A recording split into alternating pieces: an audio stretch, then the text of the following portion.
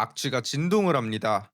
폐허가 되어버린 가게 안은 쓰레기와 곰팡이가 가득하고 길가에는 공사를 하다만 건물이 흉물스럽게 방치되어 있습니다.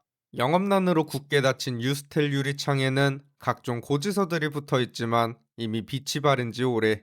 지난 2023년 한 60대 여성이 빚을 내서 구입한 리조트 객실 5개는 경매로 나온 뒤 감정가 대비 66%나 폭락한 금액에 낙찰되었고, 이미 문을 닫은 4층짜리 유스 호스텔은 최초 감정가보다 무려 23억 5천만 원이나 낮은 가격에 주인이 바뀌게 됩니다. 한때 수학여행 성지로 불렸던 이곳은 대체 어쩌다 이 지경이 된 걸까요? 전국 팔도를 누비는 나그네 여우대장, 오늘은 경주에 나와 있습니다. 경주는 천년고도 신라의 수도였던 도시로 도심 곳곳이 살아있는 박물관이라 불립니다. 수많은 유적이 남아있고 1995년에는 불국사와 석굴암이 유네스코 세계문화유산으로 등재되기도 했죠. 이런 역사적 가치 덕분에 경주는 오랫동안 수학여행의 성지로 불렸습니다.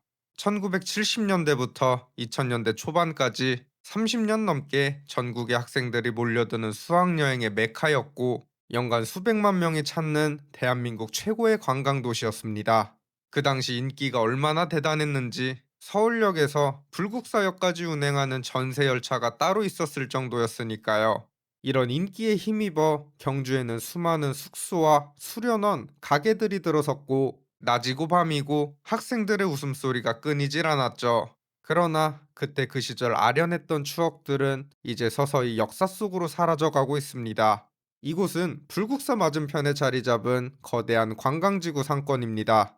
과거 불국사를 찾는 학생들과 가족 단위 관광객들로 특히 붐볐던 이곳은 이제 도로에도 인도에도 사람들의 모습은 보이지 않고 한없이 썰렁하기만 합니다. 골목골목마다 여전히 경주스러운 건물들은 가득하지만 그 안을 제대로 들여다보면 정말 참혹한 광경이 펼쳐집니다. 길가에 자리 잡은 한 유스텔은 이미 영업을 중단한 지 오래. 외벽은 군데군데 페인트가 벗겨져 흉한 흔적이 남아있고, 입구는 자풀에 덮여 있어 접근조차 쉽지 않습니다. 굳게 닫힌 문 앞에는 글씨가 거의 지워져 알아볼 수도 없는 고지서들이 색이 바랜 채 덕지덕지 붙어 있죠. 한때 수학여행과 수련회로 학생들 발길이 끊이지 않던 한 수련원도 이제는 사람 그림자 하나 보이지 않고, 곳곳에는 공사를 하다만 폐건물들이 흉물스럽게 방치되어 있습니다. 제가 이곳을 한 바퀴 쭉 둘러보니 특히나 학생 단체 손님을 주로 받던 숙소들이 망해버린 모습을 쉽게 발견할 수 있었고, 그나마 영업 중인 오래된 숙소들도 장사가 그리 잘 되는 것 같지는 않았는데요.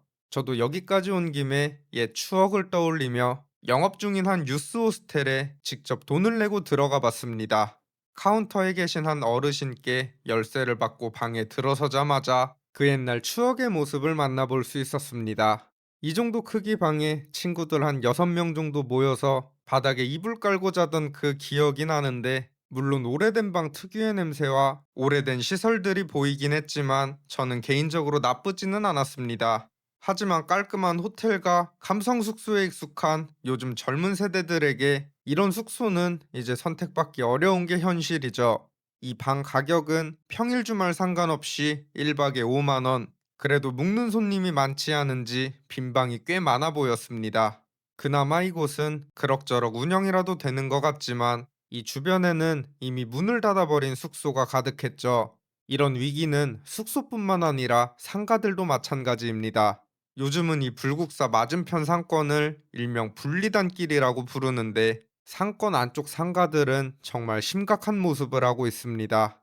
이미 폐업한 편의점 앞에는 낙엽과 나뭇가지가 쌓여 있고, 폐허가 되어버린 한 가게 안은 쓰레기와 곰팡이가 가득해 악취가 진동을 하죠. 또 다른 상가 내부에는 대체 언제부터 방치됐는지 모를 정도로 사가버린 고지서와 우편물이 쌓여 있는 모습입니다. 그나마 최근에 지어진 신축 상가들도 줄줄이 공실인 상태. 이 일대에서 장사가 잘 되는 곳은 인터넷에서 유명한 극히 일부 가게뿐이고 전반적으로 상당히 심각한 상황이었습니다. 그렇다면 한때 수학여행의 성지로 불렸던 불국사 맞은편 상권이 이렇게 된 이유는 무엇일까요? 1990년대까지만 해도 이 불국사 일대 상권은 경주 시내에서 유일한 관광 상권이었습니다. 평일이고 주말이고 불국사를 찾는 관광객들로 일대는 북적였고 상인들은 그야말로 황금기를 누렸죠. 하지만 2000년대 들어 상황이 달라지기 시작했습니다. 가장 큰 변화는 수학여행 트렌드가 바뀐 것이죠. 문화재 관람보다는 체험과 재미를 중시하는 분위기로 바뀌면서 전통적인 관광지인 불국사는 점점 외면받기 시작했죠. 여기에 국민 생활 수준도 급격하게 높아지면서 수학여행지로 제주도나 해외를 더 많이 찾게 됐습니다. 게다가 도로와 교통이 발달하면서 불국사만 들렸다가 바로 이동하는 당일치기 관광객들이 급격히 늘어났고, 설상가상으로 경주 시내에는 황리단길 같은 젊은 세대의 취향에 맞는 핫플레이스가 속속 등장하면서 관광객들의 발길이 분산되기 시작했죠. 그나마 이곳을 찾던 관광객들마저 인터넷에서 유명한 맛집들, 새로 지어진 깔끔한 숙소들만 찾으면서 수십 년째 그대로인 불국사 맞은편 노후한 건물들은 외면받을 수밖에 없었습니다. 그리고 마지막 결정타, 2020년 코로나가 전국을 덮치면서 그나마 남아있던 관광 수요마저 처참하게 끊겼습니다. 그렇게 빈 건물이 늘어나고 이에 손님들은 더더욱 발길을 끊게 되는 악순환이 반복되면서 결국 이 불국사 상권은 다시 일어서지 못하고 있습니다. 여기 최근 불국사 일대 상권이 얼마나 큰 위기에 처해 있는지를 잘 보여주는 사례 두 가지가 있습니다. 이곳은 불국사 관광지구내 1990년에 지어진 4층 규모, 연면적만 4,300평에 달하는 거대한 리조트입니다. 이 주변에서 규모도 가장 크고 내부에는 온천 시설까지 갖춰져 있어 오랜 시간 이 상권의 터줏대감 역할을 해왔죠. 하지만 상권이 점차 쇠락하면서 이 리조트 역시 주인이 여러 번 바뀌었는데요.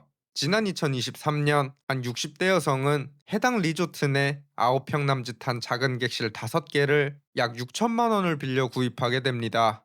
아마 관광객들이 자신의 객실에 묵으면 수익을 얻을 수 있다는 기대를 가지고 이 객실들을 사들인 것으로 보입니다.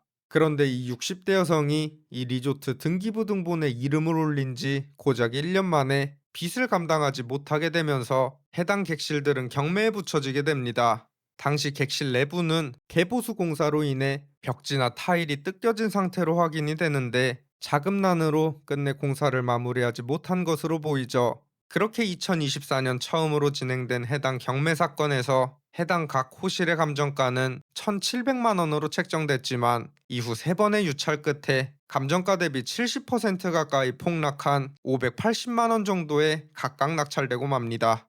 이 리조트 바로 옆 지난 2022년 경매로 나온 유스 호스텔 역시 원래 주인이 카드값과 각종 대출을 연체하면서 경매 시장의 모습을 드러냈는데 감정가는 50억으로 책정됐지만 두 번의 유찰 끝에 감정가의 절반 수준인 26억 원에 낙찰되었죠. 그러나 시간이 꽤 흐른 지금도 여전히 건물 문은 굳게 닫혀 있고 관리가 되지 않는지 건물 주변에는 자풀이 무성한 모습입니다. 현재 이 일대 그나마 운영되고 있는 숙소와 상점들도 한정된 수요 속에서 극심한 경쟁에 내몰린 상태입니다. 숙소의 경우 기존 건물을 리모델링하거나 신축해서 새로 지은 으리으리한 방은 1박에 50만 원, 반면에 수십 년 된 낡고 오래된 방은 5만 원 수준으로 거리는 거기서 거기지만 1박 가격 차이가 무려 10배 가까이 나는 상황입니다. 여기서도 격차가 극명하게 드러나고 있죠. 그렇다면 이 불국사 상권이 다시 살아날 수 있을까요? 지자체와 상인들도 여러 재생 방안을 모색하고 있지만 쉽지만은 않은 상황입니다. 단순히 건물을 새로 짓거나 리모델링 한다고 해서 요즘 젊은 세대들을 다 불러올 수 있는 것도 아니고, 무엇보다 문화 자체가 변해버린 지금 과거의 영광을 되찾기란 사실상 불가능에 가까워 보입니다. 결국 불국사라는 문화재의 가치는 변함없지만 그 주변 상권은 시대 흐름에 따라가지 못한 채 천천히 역사 속으로 사라져가고 있는 것이죠. 사실 이런 문제는 경주만의 이야기가 아닙니다. 또 다른 수학여행 명소였던 설악산 일대 상권 역시 이보다 더 심각한 위기를 겪고 있고, 시대 흐름을 읽지 못한 지방 상권 곳곳이 비슷한 운명을 맞고 있습니다. 수십 년 동안 한국인들의 추억 속 자리했던 수학여행 성지가 이렇게 쇠락하는 모습을 보니 영원한 건 없다는 사실이 새삼 두렵게 다가오기도 합니다. 변화라는 게 얼마나 무서운 것인지 다시금 느낄 수밖에 없죠.